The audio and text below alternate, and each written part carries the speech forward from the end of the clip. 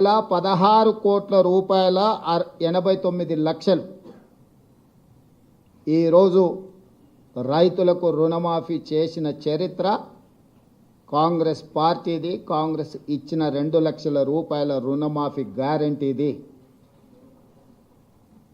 దేశ స్వతంత్రం వచ్చినప్పటి నుంచి ఈనాటి వరకు ఈ రోజున్న 29 రాష్ట్రాలు కానీ గతంలో పెద్ద రాష్ట్రాలుగా ఉన్న ఉమ్మడి రాష్ట్రంలో కానీ స్వతంత్రం వచ్చినప్పటి నుంచి ఈనాటి వరకు కేవలం రైతు రుణమాఫీ ఇంత తక్కువ సమయంలో 25,35,964 రైతు కుటుంబాలకు 20,616 కోట్ల రూపాయలు ఏ ప్రభుత్వము చెయ్యలేదు. గతంలో మా ప్రభుత్వం కూడా ఇంత పెద్ద ఎత్తున రైతు రుణమాఫీ చెయ్యలేదు. ఈ దేశంలోనే ఇది గొప్ప రికార్డ్. అయినా బీఆర్ఎస్ నాయకులు పదే పదే రైతు రుణమాఫీ గురించి రకరకాలుగా మాట్లాడుతున్నారు.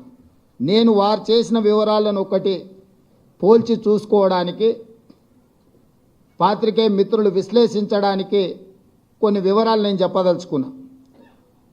2014లో వాళ్ళు 1,00,000 రూపాయల రుణమాఫీ గురించి హామీ ఇచ్చారు. అధికారంలోకి వచ్చిన తర్వాత 4 విడతలుగా రుణమాఫీ చేస్తామన్నారు. 4 విడతలలో బ్యాంకుల్లో జరిగే మిత్తిలు పెరిగే మిత్తిలను కూడా మేమే కడతామన్నారు. ఆ విడత సరిగ్గా అమలు చేయలేదు. రెండవసారి మళ్ళీ హామీ ఇచ్చారు 2018 ఎన్నికల్లో. 2018 ఎన్నికల్లో కూడా 1,00,000 రూపాయలు ఏక మొత్తంలో రుణమాఫీ చేస్తామని చెప్పిన ప్రభుత్వం ఆనాడు వాళ్ళకు చెయ్యలేదు.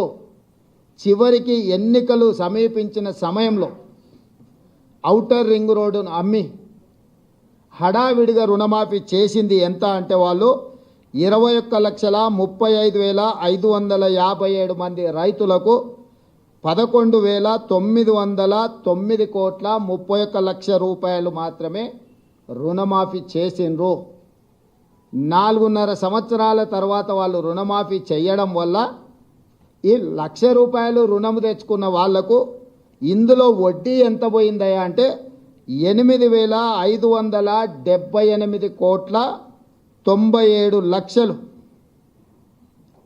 దాదాపుగా వాళ్ళ మొత్తం అప్పులకే పోయింది. అంటే వాళ్ళు తెచ్చిన 4.5 ఏళ్ళు రుణమాఫీ జరగకపోవడం వల్ల అది మొత్తము వడ్డీలకే వెళ్ళింది.